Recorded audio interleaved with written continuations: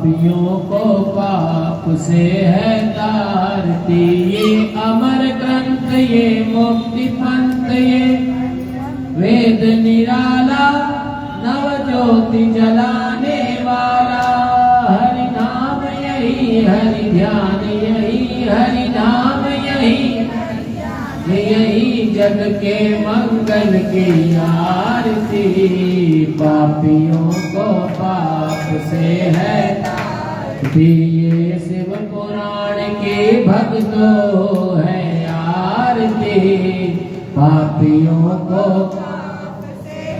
तारती। ये शांति गीत पावन पुनीत पापों को मिटाने हरि तरस कराने वाला। ये शुभ करणी ये दुख हरणी ये शुभ करणी श्री भोले बाबा की आरती। पापियों को पाप से है आरती। शिव पुराण की भक्तों है आरती। पापियों को पाप से है आरती। ये मधुर बोल जग पंथ खोल सन्मार्ग दिखाने बिगड़ी को बनाने वाला। श्री राम यही घनश्याम यही श्री राम यही हम यही प्रभु के मंगल की आरती। पापियों को पाप से है आरती। शिव पुराण की भक्तों है आरती। पापियों को पाप से है आरती। कर्पूर गौरम करुणावतारम संसार सारम भुजगेन्द्रहारं सदा वसन्तं हृदयारविन्दे भवं भवामि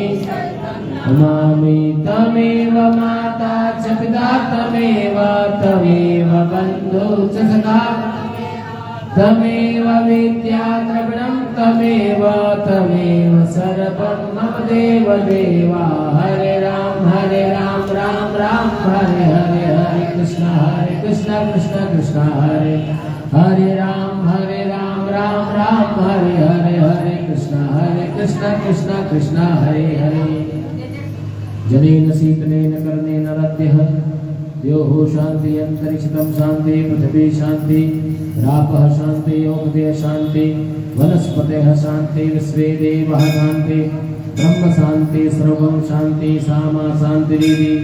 यतो यतः समीह सविततो नो अभयं कुरु सन्नो कुरु प्रजाभयो न पशुपतिभय सुशान्तिर्भवतु मे सदा सर्वारिष्ट शान्तिर्भवतु मे सदा।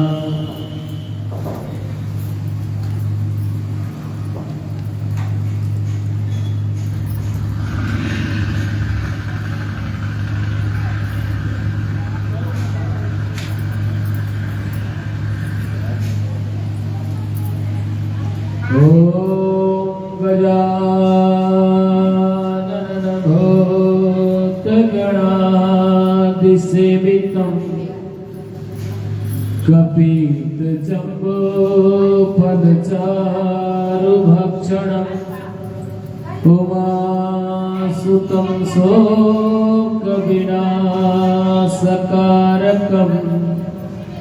नमामि विघ्नेश्वर पादपङ्कजम्। वन्दे देव उमापतिं सुरगुरुं वन्दे जगत्कारणम्। वन्दे पन्नगभूषणं मृगधरं वन्दे पशूनां पते। वन्दे सूर्यशशाङ्कमहिनयनं वन्दे मुकुन्दप्रियं। वन्दे भक्तजनाशयं च वरदं वन्दे शिवं शङ्करम्। अतुलितबलधामं हेमशैलावदेहं दनजवनकृशानं ज्ञानिनामग्रगण्यं सकलपुण्यनिधानं वानराणामधीशं रघुपतिप्रियभक्तं वातजातं नमामि। मनोजयं मारुततुल्यवेगं जितेन्द्रियं बुद्धिमतां वरिष्ठं वातात्मजं वानरयुद्धमुख्यं श्रीरामदूतं शरणं प्रपद्ये नीलाम्बुजश्यामलकोमलाङ्गं सीतासमारोपितभानुभाग्यं पाणो महासायकचारुचापं नमाभिरामं रघुवंशनाथम् सर्वमङ्गलमाङ्गल्ये शिवे सर्वार्थसाधिके शरण्ये त्र्यम्बके गौरी मैया नारायणी नमोस्तुते सर्वरूपे सर्वेशे सर्वशक्ति समन्विते भयभस्त्राहिनो देवी दुर्गदेवी नमोस्तुते। या श्रियं सकटिनां भवनेस्तु लक्ष्मी पापात्मनां कृतधयां हृदयेस्तु बुद्धि सरधा सताङ्कुलजनप्रभवः सलज्जातात्वात्मतास्म परिपालय देवि विश्वम्। ॐ या कुन्देन्दुतुषारहारधवला या शुभवस्त्रावृता या वीणावरदण्डमण्डितकरा या श्वेतपद्मासना या ब्रह्माच्युतशङ्करप्रभविते विशेषे सदा वन्दिता सा मां पातु सरस्वती भगवती निशेषे व्याप्तहारिणी। ॐ वंशे विभूषितकरा नवनीलबाधा पीताम्बराद्वर्णबिम्बखलाधरोष्ठा पूर्णेन्दुसुन्दरमुखाधरवेन्द्रनेत्रा कृष्णात् परं किमपि तत्त्वमहं न जाने। राधे राधे रटो सभी हर व्याधा मिट जा कोट जन्म की आपदा तो राधा नाम सुहाग।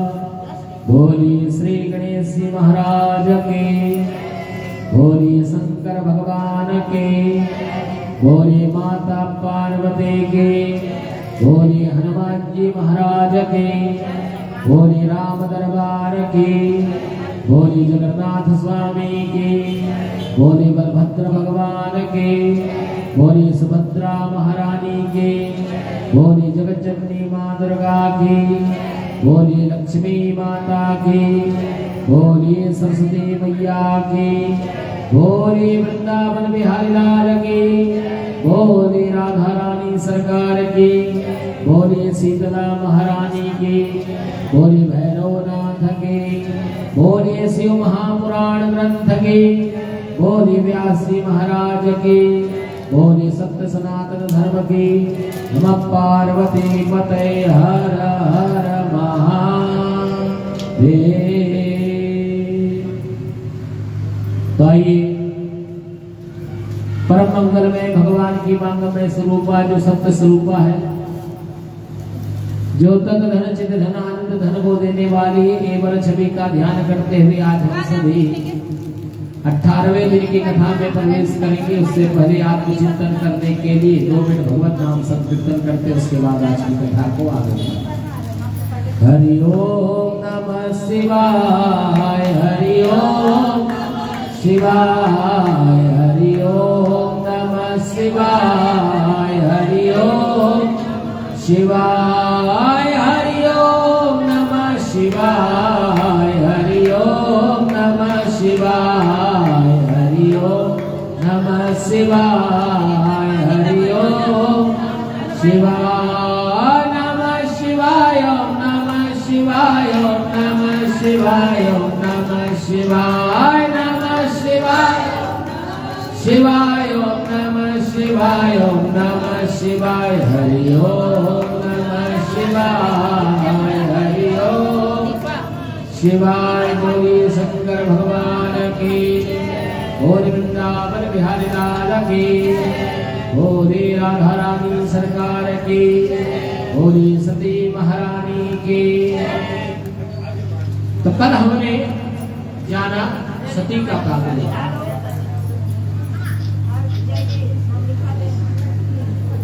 माता सती ने दक्ष को वरदान तो दे दिया और कहा कि तुमने दिव्य तपस्या की दक्ष और वीरुणी, मैं तुमसे अति प्रसन्न हूं, तुम्हारा कल्याण हो, परंतु मेरा तिरस्कार कभी मत करना, मेरा अनादर कभी मत करना। अगर जिस दिन तुम अनादर कर दोगे उस दिन मैं तुमसे तुम्हारे यहाँ से चली जाऊंगी और मैं तुम्हारा समूल नष्ट कर दूंगी, समूल तुम्हारा नष्ट हो जाए, कभी मेरा इरादा। इसलिए बेटी घर पर आए तो कभी बेटी का तिरस्कार नहीं करना चाहिए, बेटी और दामाद का कभी तिरस्कार नहीं करना चाहिए। जब मिले तब उसको आदर के साथ आनंद के साथ बैठाना उठाना चाहिए, उसका प्रेमार्थ करना चाहिए, यही धर्म कहता है। बोली शंकर भगवान की।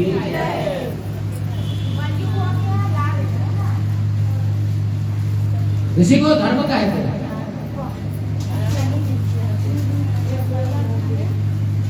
तो दक्ष प्रजापति ने सुंदर रीति और शुभ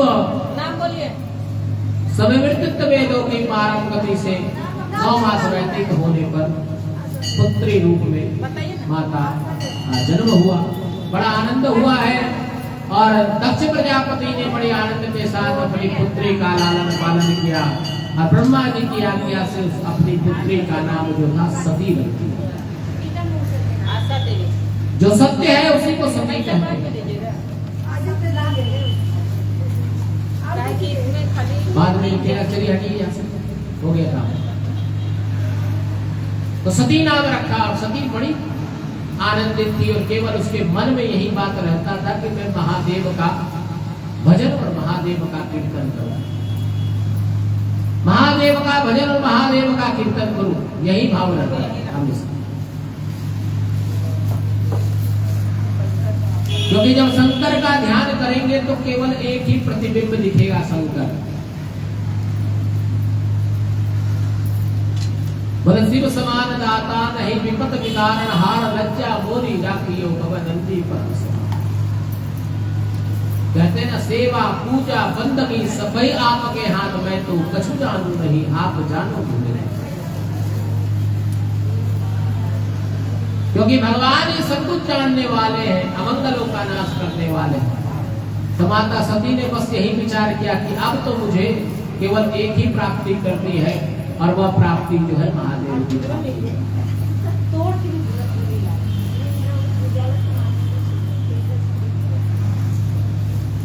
माता वीरणी ने बहुत समझाया, परंतु सती को तो केवल एक ही बात था कि मुझे शंकर होगा, मैं अर्धांगिनी बनूं तो शंकर की अर्धांगिनी बनूं और उन्हीं के आगे आसन को प्राप्त करूं। और भगवान शंकर की दिए उसने विशेष पूजन को आरंभ कर दिया। नंद षष्ठी व्रत को प्रारंभ कर दिया। नंद षष्ठी व्रत जिसको कहते हैं, षष्ठी एवं अष्टमी का जो है पूजन करना, नंद षष्ठी व्रत करते हैं। चैत्र मास के शुक्ल पक्ष के महाअष्टमी तिथि से जो है वह व्रत जो प्रारंभ होता है। क्योंकि त्रिशक्तियों का जो प्रादुर्भाव जो होता है, त्रिशक्तियों के उपासकों के लिए त्रिशक्ति का विशेष दिन महत्व कहा गया। सती का प्रादुर्भाव जो है चैत्र मास के प्रतिपदा को हुआ था और माता पार्वती का प्रादुर्भाव भी चैत्र मास की प्रतिपदा तिथि को ही। माता सरस्वती का प्रादुर्भाव जो था वह बसंत ऋतु में माघ मास की पंचमी तिथि को प्राप्त हुआ और लक्ष्मी माता का प्रादुर्भाव जो है आषाढ़ मास की अष्टमी तिथि को लक्ष्मी माता का प्रादुर्भाव। तिरोधार जो है शक्तियां जो है तीनों जो है नवरात्र में ही उत्पन्न हुई। बासंती नवरात्र जो है 2 है। एक तो जब सरस्वती पूजा होती है तब उसको गुप्त नवरात्र कहते हैं, जिसमें सरस्वती माता का प्रादुर्भाव हुआ। और एक चैत्र नवरात्र जो होते हैं जिनमें रामनवमी इत्यादि पर्व उत्सव मनता है, उसको रामनवमी में होता है। उस समय जो है बासंती नवरात्र कहते हैं। बासंत के महीने में ही माता सती का और माता पार्वती का प्रादुर्भाव हुआ है। आषाढ़ मास की रथ यात्रा जो पर्व पड़ता है उस समय जो देवी का प्रादुर्भाव हुआ है, उसमें जो है माता लक्ष्मी का प्रादुर्भाव हुआ है। और इन सब तरफ त्रियत्र शक्ति जो है, त्रिआधार शक्ति जो है एकत्रित होकर अश्विन मास में दैत्यों का संहार करने के लिए प्रादुर्भाव हुआ। चलो नीचे, प्रादुर्भाव हुआ। तो इसीलिए कभी कोई पूछे कि माता का इन तिथियों में इन शक्तियों का किस किस दिन पर प्रादुर्भाव हुआ, तो आपको बताने में दिक्कत नहीं होगी। इसलिए शिव पुराण की महिमाओं को जरूर सुनना चाहिए।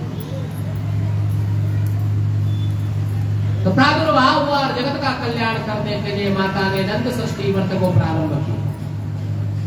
अब जिस कन्या का विवाह नहीं होता है, रुकावट आती है, बड़ी परेशानी है। बहुत से लोग मेरे पास आते हैं, भाई बेटी का विवाह नहीं हो रहा, क्या करें? नंद षष्ठी व्रत को प्रारंभ किया। तो क्या अष्टमी एवं षष्ठी, शुक्ल पक्ष की अष्टमी और कृष्ण पक्ष की षष्ठी तिथि जो है अति मांगलिक जो है तिथियों को प्राप्त करने वाली है। तो इन दो तिथियों में व्रत कर महादेव की पूजा करें और भात जो है चावल, वह चावल जो है महादेव को अर्पण करें, मनोवांछित फल की प्राप्ति होती है। बोलिए शंकर भगवान की, वह फल प्राप्त होता है। इसीलिए नंद षष्ठी का व्रत जो है जरूर करना चाहिए और भात का भोग लगाना चाहिए। दही भात जो है भगवान शिव को अति प्रिय है, और जो भगवान शिव को दही भात चढ़ाते हैं उनको मनोवांछित फल की प्राप्ति होती है। इसीलिए कभी कभी हो तो दही भात जरूर चढ़ाइए शिव जी को। घृत डालकर दही भात जो चढ़ाते हैं उनको मनोवांछित फल की प्राप्ति होती है। और माता ने नंद षष्ठी व्रत के साथ साथ प्रदोष एवं महाशिवरात्रि का भी व्रत करना प्रारंभ कर दिया। शिवरात्रि व्रत को भी करना प्रारंभ कर दिया। और 1 वर्षों तक दिव्य तपस्या की नंद षष्ठी का, और 1 वर्षों तक प्रदोष काल इत्यादि की तिथि का पालन किया। 1 वर्ष तक त्रियोदशी व्रत का पालन किया और अनगिनत तिथियों का व्रत भी प्रारंभ कर दिया। श्रावण मास में भूखी रहती, कार्तिक मास में उपास रहकर महादेव का भीग कर जल से स्नान कर भीगे वस्त्र पहनकर महादेव का पूजन करती थी। और माघ मास में भगवान के पार्थिव लिंग को बना कर महादेव को प्रसन्न करने के लिए जो है माता सती ने दिव्य तपस्या करना प्रारंभ कर दी। ये तप जो है बहुत पूर्णता को प्राप्त करता है, इसलिए तप जरूर करना चाहिए। तप कैसे होता है? एक दिन करने से तप नहीं होता। अब कल आप पार्थिव पूजन करेंगे तो आप में वो तप निष्ठा आप में उत्पन्न हो, उसका भाव आप बनेंगे। कैसे? अब कल पार्थिव पूजन करना तो मट्टी जो है वह लेकर जैसे ही बैठे वैसे ही दूसरे से बात करना बंद कर दीजिए।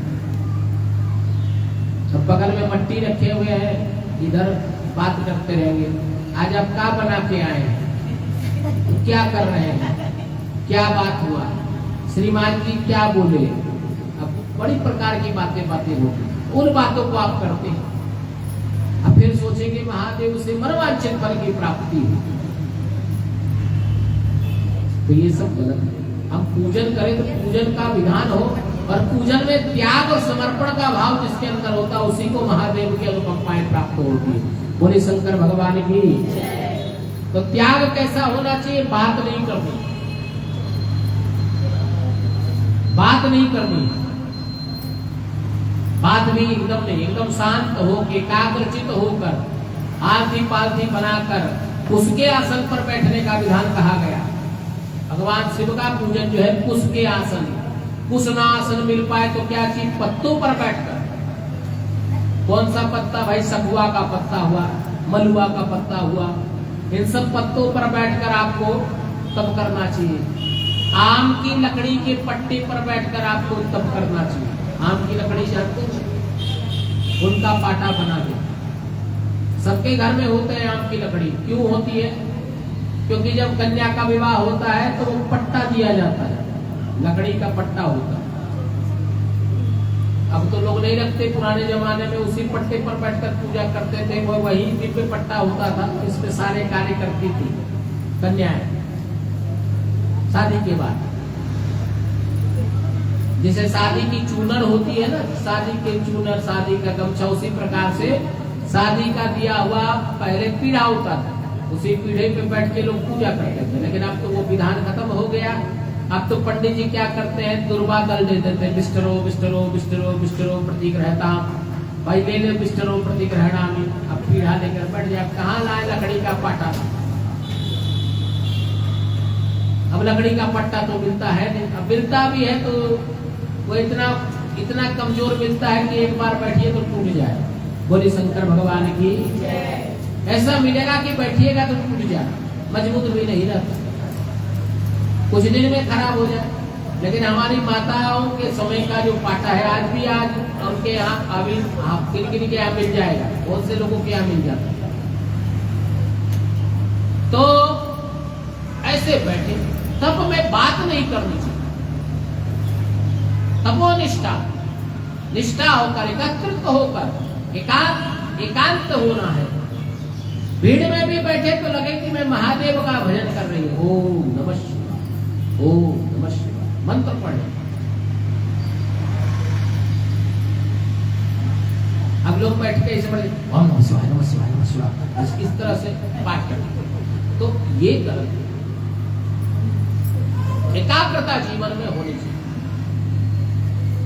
मुंह में पट्टी लगा लीजिए, पट्टी नहीं, मास्क आजकल आने वाला मास्क यूज कीजिए, कपड़े का मास्क है उसको इस्तेमाल कीजिए, लगा कर बैठिए और ओम नमः शिवाय मंत्र का मन मन में जाप करिए। देखिए इतना आनंद आएगा, इतना आनंद आएगा जिसकी आप परिकल्पना नहीं कर सकते। और जो फल आपको 1% मिलना है, वह फल जो है आपको 100% मिलेगा, 100% फल की प्राप्ति होगी।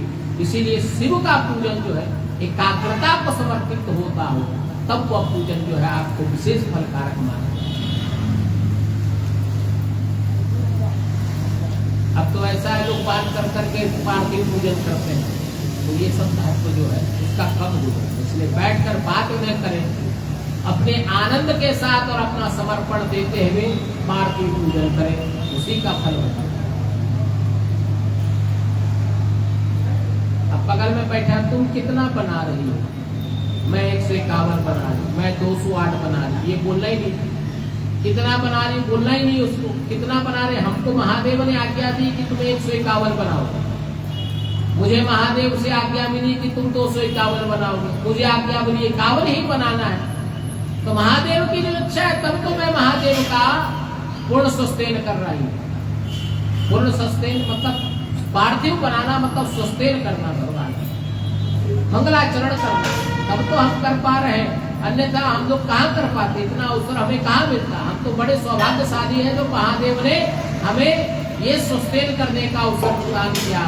तो इसलिए हम अपने आप को धोरी धोरी प्रसन्नित माने और भगवान का भजन करें और नाम जाप करते हुए आप जो है अगर शिवलिंग बनाते तो उसका फल जो है सैकड़ों करोड़ों फल के बराबर है। इसीलिए कल जो है आप बैठे तो बगल वाले से बात मत कीजिए। घर में मोबाइल जो है लेकर आए तो उसको साइलेंट कर लीजिए, क्योंकि पार्थिव बनाइएगा उसका फोटो भी आप खींचेंगे तो खींचेंगे भाई, अच्छी बात है, भगवान की फोटो खींचनी चाहिए। तो उससे क्या है, उस फोटो को खींचने के लिए पहले क्या करें भाई, बोल दीजिए घर से मैं जा रही हूँ, फोन मत करना, कल 8 बजे तक आऊंगी। और दूसरा क्या है कि फोन को साइलेंट मोड में डाल दीजिए, फ्लाइट मोड में डाल दीजिए, कोई का फोन आना नहीं जाना नहीं। एकदम आनंद से बैठिए, उसका आसन ले लीजिए या अपना आसन लगा कर बैठिए, आनंद से ओम नमः शिवाय, ओम नमः शिवाय बनाइए। क्या आनंद आएगा उसकी परिकल्पना आप नहीं कर सकते, बैठकर बनाइए। अब बहुत से लोग तो झगड़ा करने लगते हैं,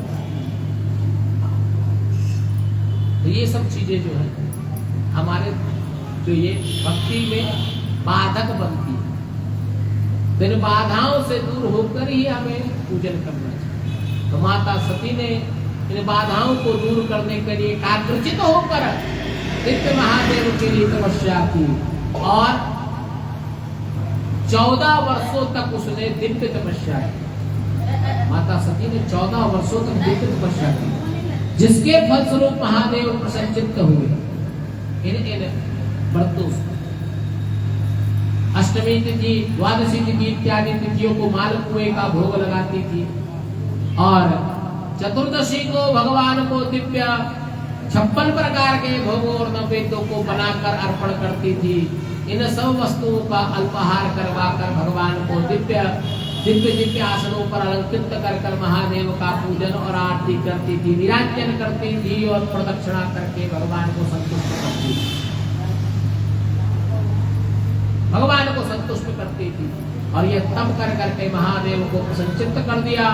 सब देवी देवता गए और वह महादेव अब समय आ गया है सती के इन तब को परिपूर्ण कीजिए और उसे दर्शन देकर कृतार्थ कीजिए। देवतागण बोले कि अब तो समय आ गया महादेव। महादेव ने कहा कि ठीक है, परंतु मुझे किसी अर्धांगिनी की क्या आवश्यकता, मैं तो ध्यान और योग में दिन भर निवास करता हूँ, ध्यान और योग में रहता हूँ, मुझे तप की क्या आवश्यकता, मैं तो तपोनिष्ठा व्यक्ति हूँ और मुझे तप से दूसरी कोई आवश्यकता नहीं, मुझे ग्रस्त जीवन का कोई लोभ नहीं, प्रलोभन नहीं। महादेव की बात को सुनकर सब देवतागण बोले महाराज आप तो तप के धनी हैं, लेकिन आपका तिरोधार जो है, जब तक देवी सती आपको का पाणी ग्रहण आपके साथ नहीं होंगे तो त्रियाग शक्ति जो है परिपूर्ण नहीं होगी। इसलिए महादेव हम चाहते हैं कि आपकी त्रिशक्तियां जो है आपके साथ एकत्रित हो और आप जो है धर्म की स्थापना कर त्रियत्व शक्ति प्राप्त हो।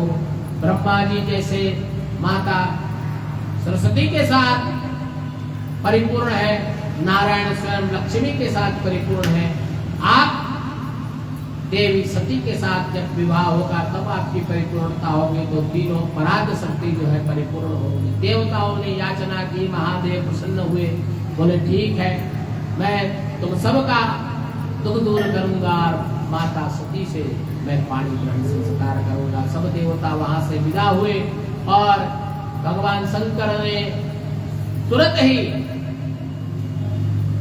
सती के सामने प्रस्तुत हो गए। सती दिव्य तपस्या में लीन थी, तपस्या में लीन थी। सती माता को आया हुआ देख सती माता से भगवान ने कहा कि मैं तुम पर अति प्रसन्न हूँ देवी, तुम्हारा कल्याण हो, तुम वर मांगो,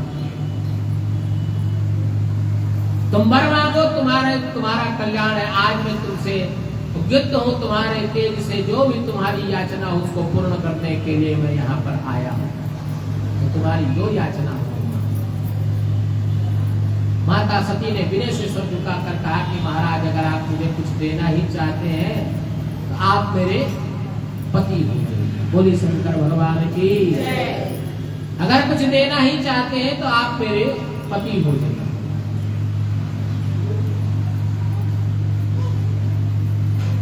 माता सती की बात को सुनकर महादेव संचित हुए, बोले एवं वस्तु देवी, शीघ्र ही मैं तुमसे तुम्हारा पाणी ग्रहण संस्कार करूंगा, तुम्हारे साथ पाणी ग्रहण संस्कार करूंगा और धर्म की स्थापना करूंगा। और वहां से भगवान ने वरदान देकर सती को विदा हुए और महादेव के मन में भी सती के प्रति जो है प्रेम का भाव जो है उत्पन्न हो गया। बोली शंकर भगवान की। प्रेम का भाव जो है सती के लिए महादेव का उत्पन्न हो गया। सोचने लगे कि कैसे करूं, कैसे ये विवाह आदि संस्कार हो, कैसे दक्ष प्रजापति के पास मैं भेजूं। और उसी समय नारद जी वहां पहुंचे और नारद जी पाया हुआ देखकर महादेव प्रसन्नचित्त हुए। महादेव ने नारद जी से कहा कि नारद, मैं अभी तुम्हारा ही ध्यान कर रहा था।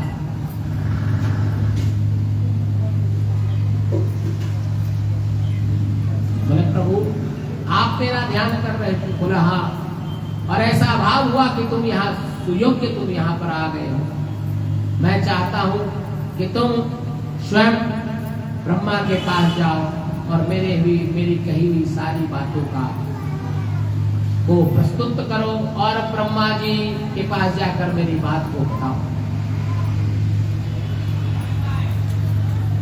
नारद जी जैसे ही बात सुने, नारद जी को तो खुशी की कोई ठिकाना ही नहीं कि आज परमपिता गुरुदेव का शुभ विवाह होने वाला है। बड़े प्रसन्नचित्त हुए और पूरी बात जानी ही नहीं, तुरंत ही चल गए और ब्रह्मा जी को कहा, परमपिता मैं भगवान शिव का भेजा हुआ दूत हूँ, सो आपको शीघ्र ही महादेव ने बुलाया है। अरे क्यों बुलाया है बताओ तो। बोला विवाह आदि संस्कार जो है करना है महादेव को सती के साथ, और अब दिव्य समय आ गया है, आपको शीघ्र की शीघ्र बुलाया है। अब ब्रह्मा जी तो इतने प्रसन्नचित्त हुए मानो उनका अपना ही अपना का भाव नहीं रहा। तुरंत ही मोर पर आरूढ़ होकर तुरंत ही उड़े और तुरंत ही वहां पहुंच गए। दोनों पिता पुत्र को आया हुआ देखकर भगवान शंकर प्रसन्नचित्त हुए और कहा कि मैं अति प्रसन्न हूं। हे ब्रह्मा, हे नारद, मैं तुम दोनों को विशेष कार्य के लिए यहाँ प्रस्तुत करवाया। तो अब समय आ गया है, सो तुम दोनों दक्ष प्रजापति के पास जाओ और उनकी जो पुत्री सती है उसका हाथ जो है मेरे लिए तुम मांग कराओ। बोले शंकर भगवान की जय। मेरे लिए मांग कराओ। ब्रह्मा जी को बड़ा हर्ष हुआ और ब्रह्मा जी और नारद जी दोनों ही परमपिता दोनों ही दक्ष प्रजापति के यहाँ गए और दक्ष ने जैसे ही देखा कि परमपिता वहां पहुंचे, पाद्य अर्घ आचमन दिया, दोनों को दिव्य आसन पर बैठाया। बोला मेरा अहो भाग्य है कि आप दोनों का शुभ मंगल आगमन। दक्ष से ब्रह्मा जी ने कहा कि पुत्र मैं अति प्रसन्न हूं और एक बहुत प्रसन्नचित्त कार्य के लिए मैं तुमको लेकर आया, तुम्हारे पास आया। बोला क्या कार्य है परमपिता? बोला अब समय आ गया है कि तुम्हारी बेटी का जो है पाणी ग्रहण संस्कार जो है वह कर दो। तो महाराज कौन है, किससे करूं? तो महादेव है जो तुम्हारी पुत्री का पाणी ग्रहण संस्कार करेंगे। इतनी बात सुनी कि दक्ष प्रजापति को आनंद की जो थी अनुभूति होने लगी। बहुत से ग्रंथों में और बहुत से किताबों में आपने देखा कि दक्ष जो है क्रोधित हो जाते हैं। आजकल सीरियल सब में देता है कि दक्ष क्रोधित हो जाते हैं, परंतु शिव पुराण में ये भाव नहीं है।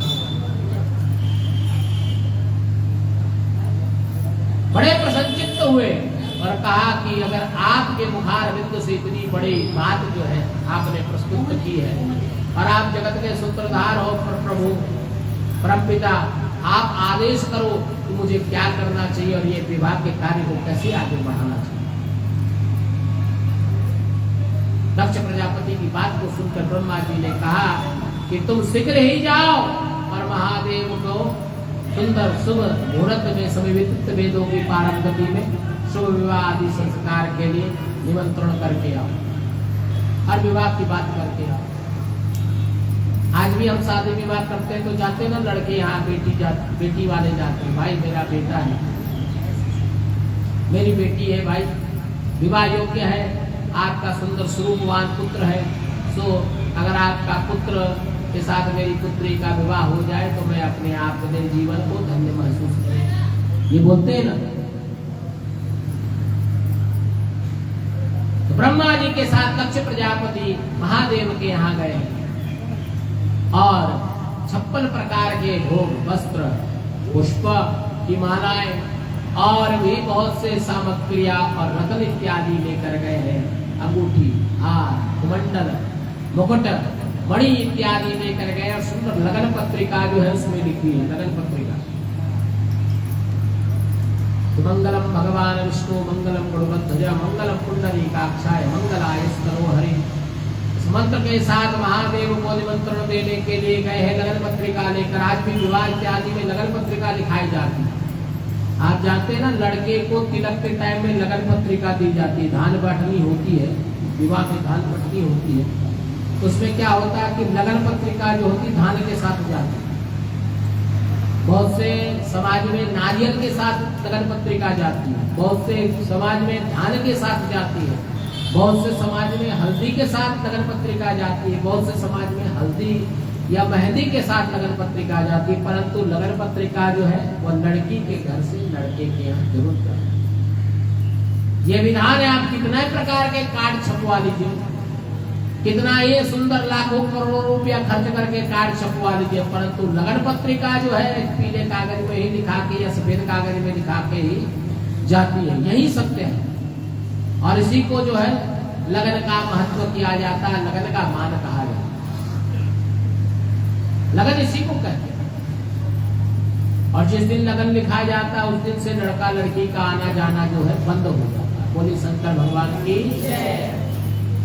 जिस दिन से लगन लिखाया उस दिन लड़का लड़की का निकलना जो है बंद।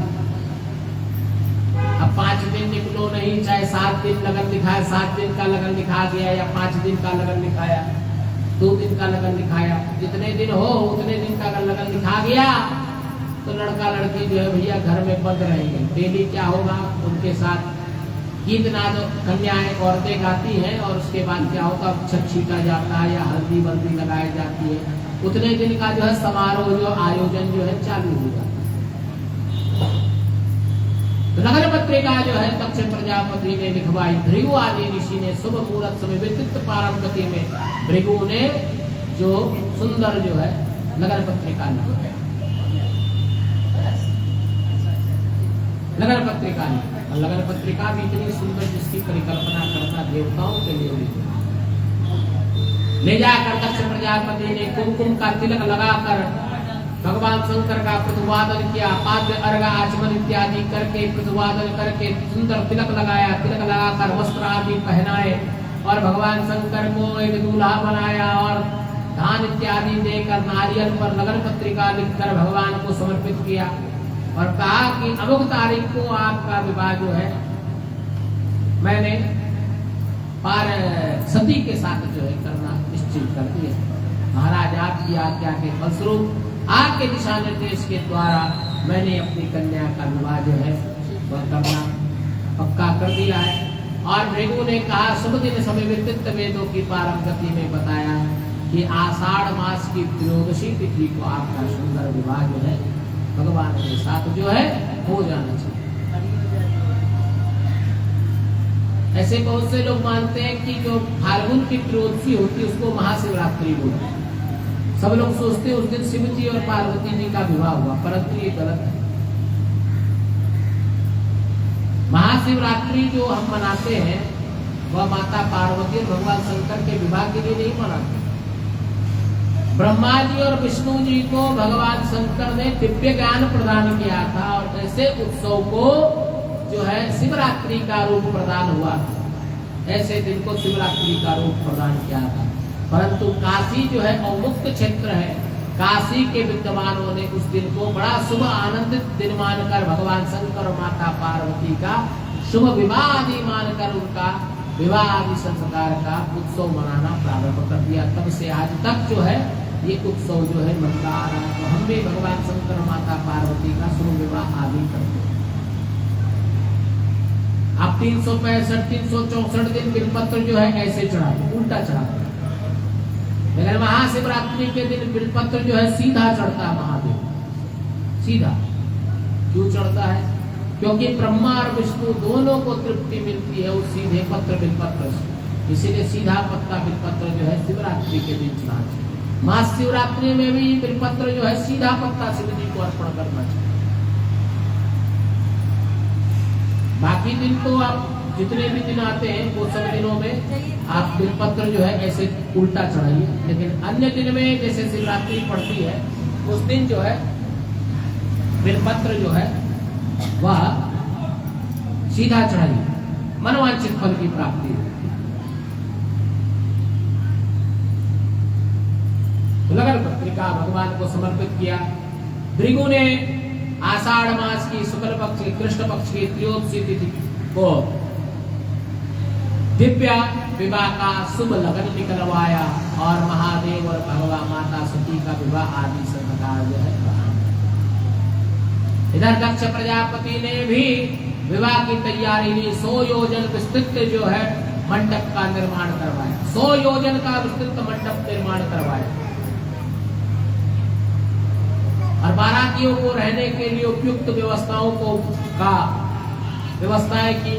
विशेष विशेष महलों में विशेष विशेष महल का निर्माण कराया जहाँ पर ब्रह्मा विष्णु इत्यादि देवता, इंद्र आदि देवता रह सके, वैसी व्यवस्थाएं जो है प्रचुर व्यवस्थाओं को रखा।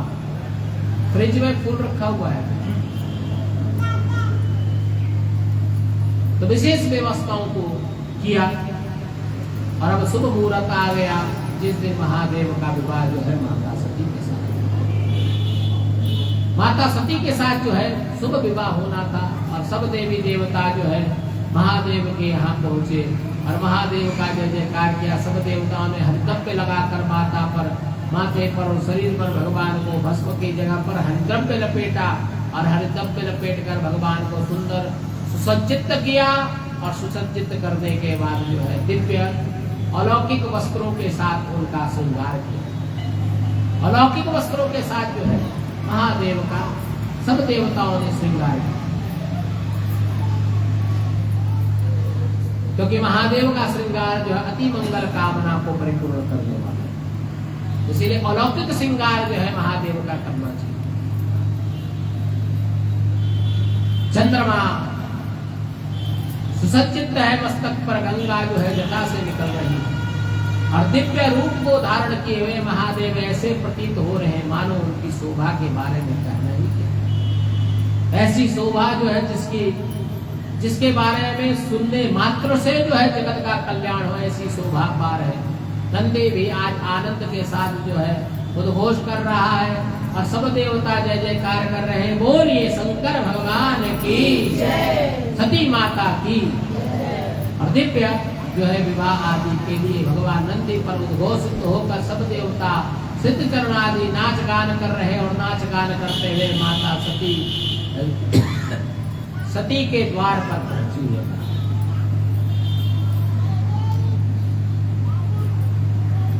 सती के यहाँ पहुंची और दक्ष प्रजापति ने मार्ग में इतने तोरण द्वार लगवाए थे जिसकी परिकल्पना भी करनी मुश्किल है। इतनी जगह जगह पर तोरण द्वार लगाए थे, बंधन द्वार लगवाए थे जिसकी परिकल्पना करनी भी मुश्किल है। सैकड़ों तोरण द्वार जो है लगवा थे और सब जगह पर पुष्प की वृष्टि करने के लिए जो है व्यक्ति को निपुण कर दिया कि हाँ यहाँ तुम जाओ, यहाँ पुष्प वृष्टि होती रहनी चाहिए। पुष्प जो की वृष्टि जो है रुकनी नहीं चाहिए। और महादेव के सुंदर आगमन में सबने पुष्प वृष्टि, गुलाब जल इत्यादि छिड़क कर मार्ग को और आनंदित करके गंध पुष्प समिधाओं से एकत्रित होकर जो है वातावरण को और आनंदित कर दिया। और जब बारात जो है द्वार पर पहुंची तब दक्ष प्रजापति ने सुंदर वीरणी के साथ भगवान की आरती उतारी। कर्पूर गौरम कर्णावतारम संसार सारम भुजगेंद्रहारम सदा वसंतम हृदयाल वंदे भवम भवानी सहितम नमामि। क्योंकि कर्पूर के समान गौरांग है भगवान। अब बहुत से लोग सोचते हैं कि भगवान जो है नील वर्ण के, परंतु भगवान तो कर्पूर के गौरंग है, गौर के अंग है।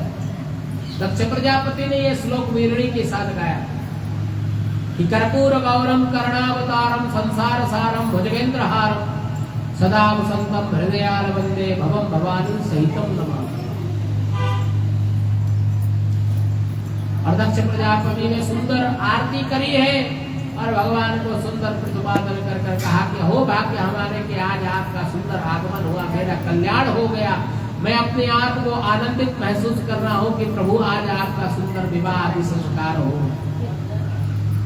मैंने कुछ अच्छे कर्म किए हैं जिसके फलस्वरूप आप हमारे यहाँ जो है दामाद के रूप में जो है आप मुझे प्राप्त हुए।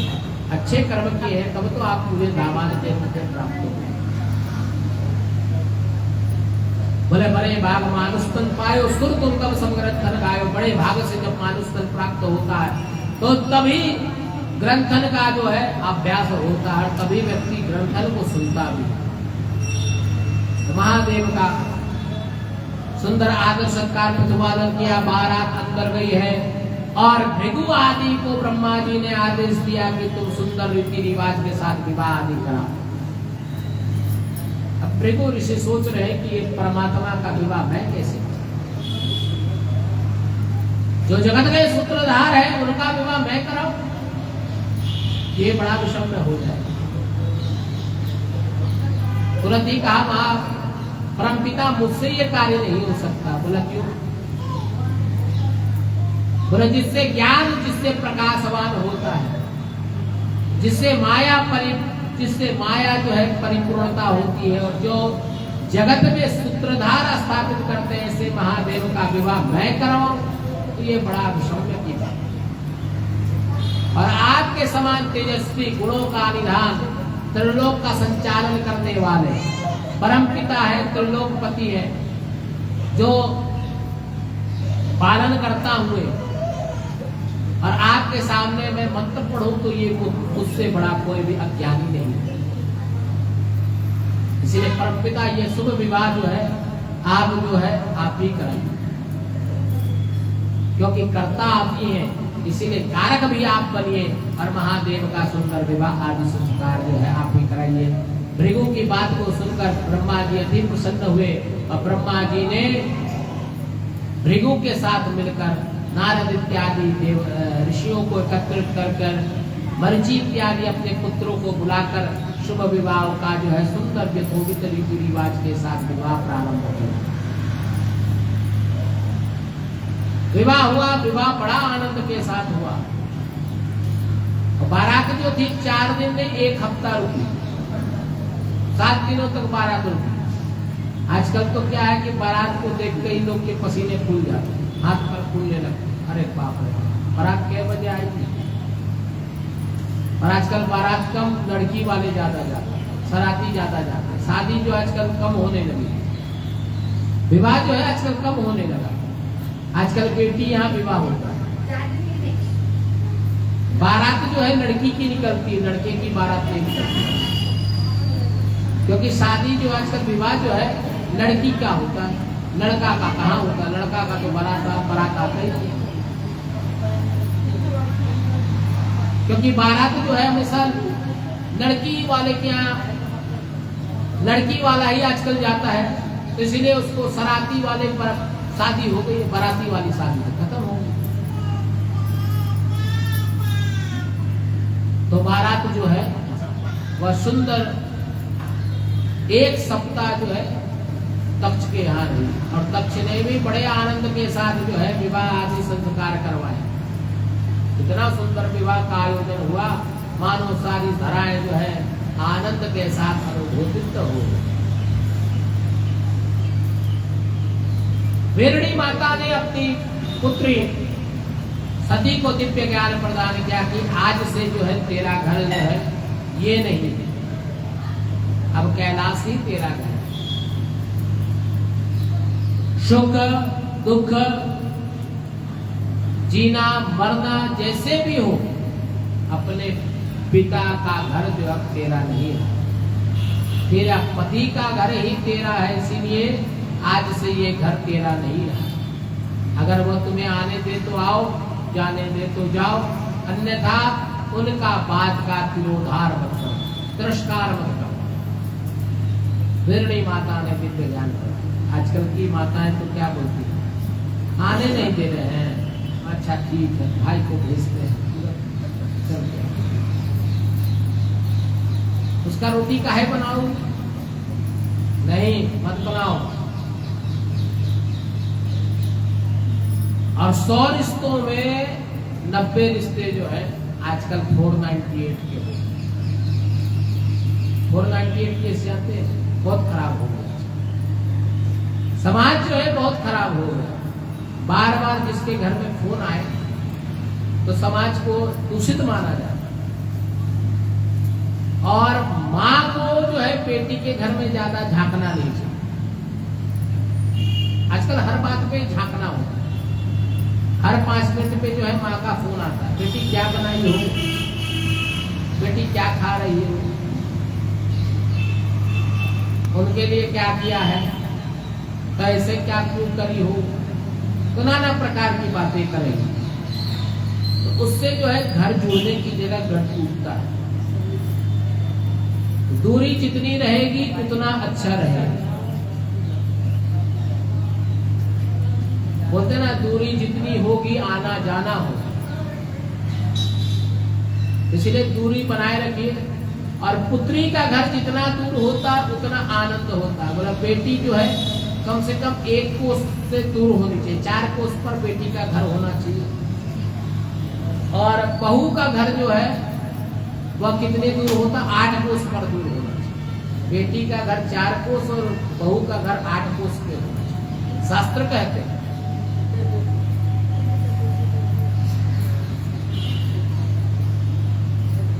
आज जितना साधन हुए जा रहा उतना साधन को सधन करने की जगह असधन होते जा रहा समाज।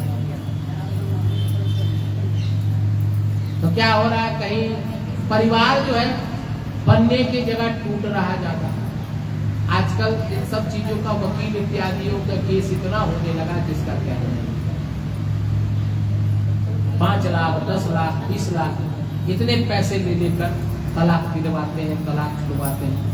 तो फिर परिवार का क्या मोल है, समाज का क्या मोल है? जिस समाज ने इतने आनंद के साथ आपका विवाह किया और इतने सुंदर रीति रिवाज के साथ, और उसके बाद शादी के बाद तलाक हो जाता है, और तलाक के बाद का जीवन बता दूं मैं आपको। एक तो लड़के को भी जो है लड़कियां जो मिलती है वो अच्छी नहीं मिलती, चाहे तो वो शादीशुदा छोड़ी हुई मिलेगी, चाहे वो विडो मिलेगी, चाहे वो अनायास कुछ भी ऐसा रहेगा, अच्छा नहीं मिलेगा। क्योंकि अच्छा तो सबका नई शादी होती है, तो अच्छी शादियां जो होती है तो पहले पहले हो जाती है। बाद की जितनी भी विवाहें होती है वह सब क्या होता है कि वो सब टूटे फूटे ये सब लद फल मिलते हैं,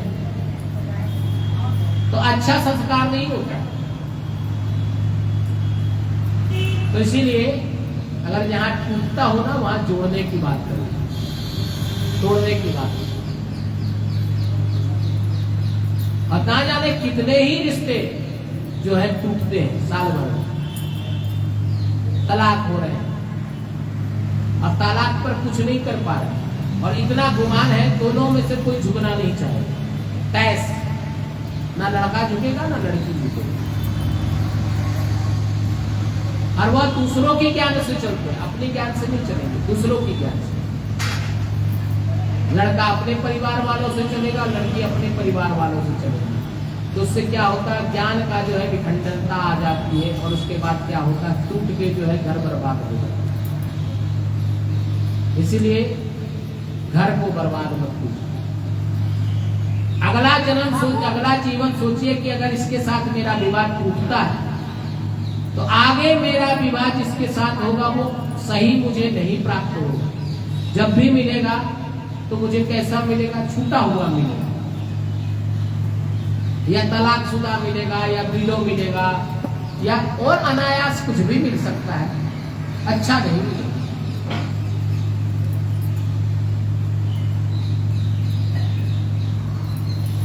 और एक बार जब शादी हो जाती है तो बहुत से लोग बोलते हैं कि मैं आजाद नहीं हूं, आजादी चाहिए, मेरी बेटी तो कैद हो गई या मेरा बेटा कैद हो गया।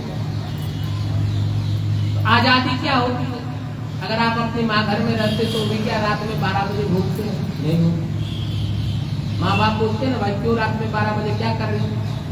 7 बजे तक नहीं आए तो बेटी को दिक्कत हो जाती माँ बाप को कि हाँ भाई माँ बाप बेटी कहाँ रह गई। शादी के बाद क्या रोज रात में आप पार्टी करते नहीं करते? शादी से पहले बेटियां क्या रोज पार्टी करती नहीं करती? घर के काम माँ बाप के तो बेटी ही करती है। ये सब ज्ञान जो है अपने घर में दीजिए, तोड़ने की बजाय जोड़ने का काम कीजिए। और वीरणी माता ने अपनी पुत्री को विशेष ज्ञान प्रदान किया और माता सती बड़ी आनंदित हुई। और उसके बाद जो है विवाह का सारा समावेश संपूर्ण हुआ और भगवान नंदी पर आरूढ़ होकर सती माता को भी नंदी पर आरूढ़ कर विदा हुए। और वहां पर पहुंचकर कैलाश पर बड़ा उत्सव बना है और उत्सव के साथ आनंद ही आनंद छाया है और उत्सव भी बहुत दिन चला। उसके बाद सब देवतागण अपने अपने धाम को चल गए और माता सती और भगवान शंकर का आनंद के साथ जो है विवाहित जीवन जो है चलने, विवाहित जीवन चलने लगा। और इधर भगवान शंकर और माता पार्वती को कुछ दिन व्यतीत ही हुए थे कि भ्रमण करने के लिए भगवान शंकर और माता पार्वती निकले।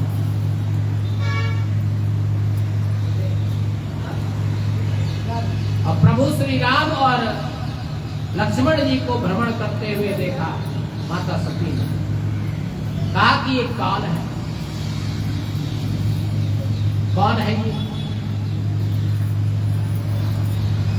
बोले देवी तुम इनको नहीं जानती हो, जिसका मैं जो नित्य गुणगान करता हूं, मैं जिसको प्रणाम करता हूं वो है। क्योंकि महादेव जैसे ही भगवान राम और भगवान लक्ष्मण को देखा वैसे ही प्रणाम किया और मन ही मन आनंद के साथ अनुभूतित हो गए महादेव। तो माता सती ने कहा कि आप इनको देखकर क्यों प्रणाम किया? सती की बात को सुनकर भगवान शंकर ने कहा कि ये मर्यादा पुरुषोत्तम भगवान राम है। सो त्रेता युग है और इस युग में जो है क्या हुआ कि इनकी जो है अर्धांगनी जो है सीता, उसका हरण जो है रावण ने कर दिया। ये उनका खोज करने के लिए जो है बल भटक रहे हैं, इसलिए मैं इनको प्रणाम। और भगवान शंकर पर जो था कि बात का जो है दृष्टिपात ना कर माता सती के मन में जो है दूसरी बात उत्पन्न हुई, ये कोई और बात नहीं। और महादेव से कहा कि मैं इनकी परीक्षा लेना चाहता हूं, मैं इनकी परीक्षा लेना चाहती हूँ। जैसे ही महादेव के सामने सती माता ने कहा कि मैं इनकी परीक्षा लेना चाहती हूँ, महादेव ने वैसे ही कहा कि तुम परब्रह्म की परीक्षा लो, क्योंकि ये तो जगत के सूत्रधार है, स्वयं नारायण है, नारायण की तुम परीक्षा लो। बोले मुझे तो नहीं लगता नारायण ऐसे स्वरूप में क्यों भ्रमण करेंगे। बोले ये तो मानव तन को धारण कर ये विचरण कर रहे हैं, अन्यथा तो ये तो परमात्मा स्वयं जगत आदि सूत्रधार है और मैं इनका नित्य भजन करता हूँ। तब भी माता सती के मन में जो था जब विवशता उत्पन्न हो गई और उसके बाद क्या किया, उन्होंने एक स्त्री का रूप धारण कर एक गुफा में जाकर ध्यान करना प्रारंभ कर दिया। जैसे ही भगवान राम और भगवान लक्ष्मण घुसे प्रवेश किया, वैसे ही भगवान राम ने देखते के साथ ही माता सती को प्रणाम किया। देवी सती आपको मेरा प्रणाम। माता सती लज्जित हो गई और कुछ बात भी नहीं बोल पाई। जैसे ही गुफा में भगवान प्रवेश किया वैसे ही माता सती को देखा, वैसे ही लज्जित हो गई और कहा कि प्रभु मेरे प्रभु कहाँ हैं? कुछ बोल पाती उतने में ही सती माता वहां से अदृश्य होकर भगवान शंकर के पास गई। भगवान शंकर ने उनका त्याग कर दिया, कोई बात नहीं कही और उसके बाद शीघ्र ही अपने धाम को चले गए। माता सती को ये बात ज्ञात हो गई कि भगवान शंकर ने मेरा त्याग कर दिया, भगवान शंकर ने मेरा त्याग कर दिया, इसीलिए वो कुछ बोल नहीं रहे। परंतु भगवान शंकर जो थे वो सारी लीलाओं का ग्रहण करते थे, इसलिए उन्होंने किसी बात का भी आश्रय नहीं किया। और उसके बाद क्या हुआ कि आगे चलकर जो है कथा जो है भगवान शंकर ने माता सती से ऐसे मानो विचरण किया कि मानो कोई बात हुई ही ना, परंतु मन ही मन जो है मानसिक त्याग देखकर सती का परित्याग कर दिया। और यार दक्ष प्रजापति दक्ष जो थे ब्रह्मा जी की आज्ञा से और समस्त ऋषि आदि देवताओं ने मिलकर दक्ष को प्रजापति का राजपाट प्रदान करवाया। दक्ष को प्रजापति का राजपाट प्रदान। और प्रयाग क्षेत्र में बड़ा सुंदर आयोजन हुआ,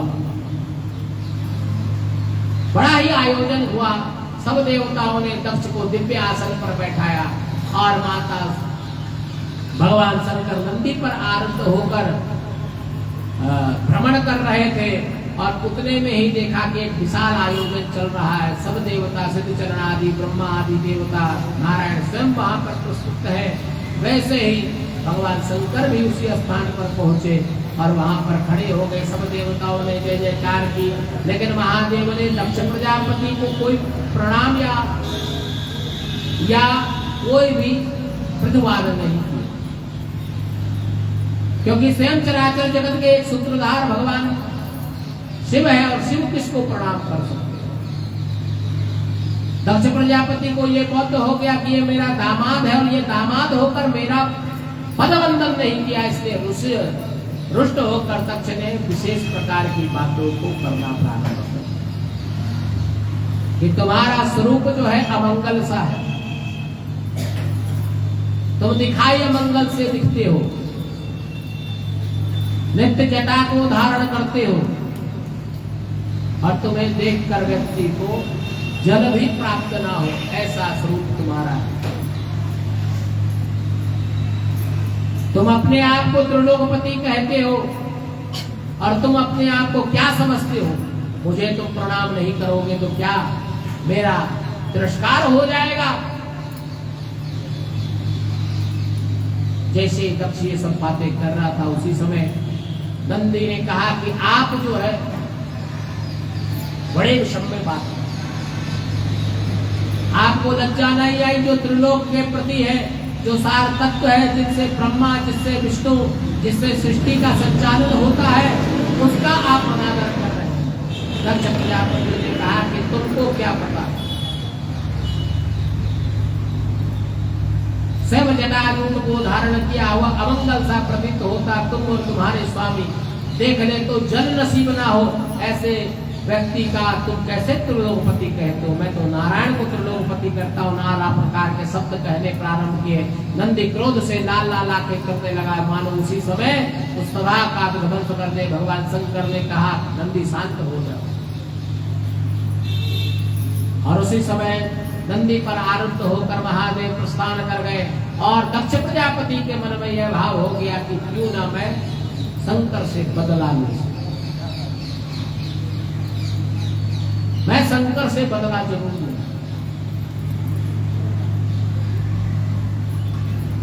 और भगवान से बदला, शिव से कोई बदला ले सकता जो करुणा निधान है, करुणामयी है, ममतामयी है, दयामयी है, ऐसे महादेव से कोई बदला ले सकता। और दक्ष प्रजापति ने विचार किया और एक सुंदर यज्ञ का निर्माण करवाया। सुंदर यज्ञ का निर्माण कराया और सब देवी देवताओं को निमंत्रण भेजा। सब देवी देवताओं को निमंत्रण भेजा, परंतु दक्ष ने सबको बुलाया, लेकिन महादेव और माता सती को जो है आमंत्रण नहीं दिया। बोलिए शंकर भगवान की।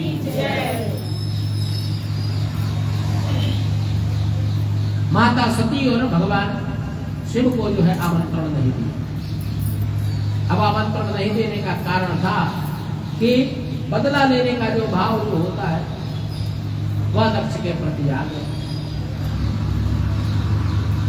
क्योंकि धन का जो गुमान है वो ज्यादा दिन नहीं दिखता। धन जो है व्यक्ति को ज्यादा दिन नहीं दिखता। जब धन आता है तो अपने आप विवेक जो है वह नाश हो जाता है, विवेक जो है वो नाश हो जाता है। इसलिए दक्ष का भी विवेक जो था वो समाप्त हो गया। जो ज्ञान और इंद्रियों को वश में रखने वाले, उनका विवेक जो है शांत हो गया, समाप्त हो गया। सुंदर यज्ञ तो बनाया, उसको पता था, क्योंकि शिव अगर जिस यज्ञ में ना हो तो वो यज्ञ जो है सुरक्षित हो सकता, तो यज्ञ निश्चित तौर पर उसका सर्वनाश होना निश्चित। जिस यज्ञ में शिव ना हो तो वो यज्ञ पुराधार नहीं हो सकता। शिव के बिना विष्णु नहीं और विष्णु के बिना शिव नहीं। बोलिए शंकर भगवान की। इसीलिए शिव के बिना जो है यज्ञ नहीं हो सकता। तो उस यज्ञ का विध्वंस तो पूर्ण निर्धारित है। दक्ष ने तो स्वयं ही उस यज्ञ का विध्वंस सोच रखा था और यज्ञ ने दक्ष ने इतना बड़ा यज्ञ का आयोजन किया। सब देवताओं, देवी देवताओं को निमंत्रण भेजा। ऋषि, संत, महात्मा, कोई ऐसा व्यक्ति नहीं जिसको निमंत्रण नहीं भेजा, परंतु भगवान शंकर को जो था निमंत्रण से जो है बुलाया ही नहीं। शिव का कोना खाली, बोला इनको नहीं बुलाया।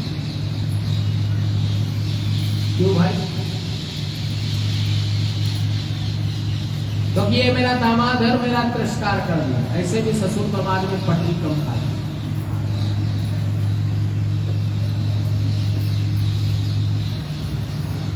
और इधर चंद्रमा जो था अपनी 27 कन्याओं 27 स्त्रियों के साथ जो था मार्ग पर जा रहा था, और जा रहा था तो जाते हुए सती ने देखा कि ये कौन जा रहा है। अपनी जो सखी है विजया को भेजा, जाकर देखो तो कौन है। देखा चंद्रमा है जो अपनी 27 पत्नियों के साथ है, जा रहे हैं, पता करो कौन है, कहां जा रहा है। रोहिणी ने कहा कि पता नहीं है, पिताजी जो है बड़ा शुभ यज्ञ का आयोजन किया है, तो सब देवी देवताओं का निमंत्रण है, तो सती को निमंत्रण नहीं भेजा है। और बोलकर वहां से विदा हो गई। और विजया ने सारी बातें जो थी कैसे कि आपके पिताजी दक्ष जो है बड़ा सुंदर आयोजन कर रहे हैं, एक यज्ञ का आयोजन किया है और सबको बुलाया है। बोला कि आपको नहीं बुलाया। सती के मन में जो था अपने पिता के प्रति प्रेम का भाव उत्पन्न हो गया और भगवान शंकर से कहने लगे कि हमको भी उस यज्ञ में चलना चाहिए, हमें भी वो यज्ञ में चलना चाहिए। बोला क्यों भी? हमें तो वहां निमंत्रण ही नहीं है और हमें जाना भी नहीं चाहिए, जाना नहीं चाहिए जहां पे निमंत्रण नहीं। तुलसी बाबा मानस में लिखते हैं कि आव नहीं आदर नहीं, नैनन नहीं सुने तुलसी तहा न जाइयो जहाँ कंचन बरसे है। जहाँ सोने की बरसात होती है ना, वहाँ कभी वहाँ अगर जहाँ पर सोने की बरसात भी हो रही है वहां भी नहीं जाना चाहिए, अगर आपको बुलावा नहीं दिया कभी नहीं चाहिए। अगर आप आधी रोटी खा रहे हैं तो उसमें मस्त रहिए, लेकिन अगर बुलाया नहीं गया है तो वहां मत जाइए। दक्ष प्रजापति जो थे उन्होंने भगवान शंकर और माता सती को बुलाया नहीं, और नहीं बुलाने का कारण हो गया कि सती के मन में जो था पिता के प्रति स्नेह का भाव उत्पन्न हो गया और कहा कि हमें तो चलना चाहिए। लगता है भूल गए होंगे, पिताजी हैं भूल गए होंगे। अब पिता है तो पिता को बहुत से काम है, यज्ञ में बहुत से कार्य होंगे, इस कारण जो है वो हमें नहीं बुला पाए, हमें जाना चाहिए। भगवान शंकर ने कहा कि तुम्हारा ही कोना क्यों खाली रह गया, क्योंकि तुम तो सबसे प्रिय हो अपने पिता के लिए, और तुम सबसे छोटी कन्या हो, तुम्हें तो ज्यादा प्रेम भी था तुम्हारे पिता को, उसके बाद भी तुम वहां नहीं जा, तुम्हें नहीं बुलाया, वहां नहीं बुलाया। कहा कि भूल गए होंगे, और अब मेरा भी दायित्व बनता है कि मैं अपने पिता के यहाँ जाऊं, आपको भी चलना चाहिए। महादेव ने कहा मैं तो नहीं जाऊंगा, तुमको जाना है जाओ। बोली शंकर भगवान की, तुमको जाना है जाओ, मैं तो नहीं जाऊंगा। हम दक्ष प्रजापति का बुलावा आया नहीं, अब कैसे जाए।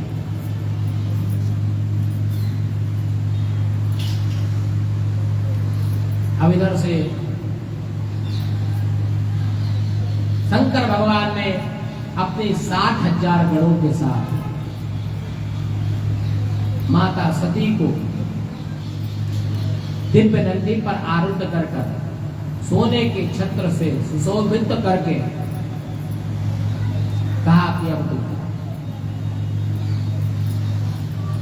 देवी, अब तुम शोभा पा रही हो, अब जाओ, ऐसे नहीं जाना।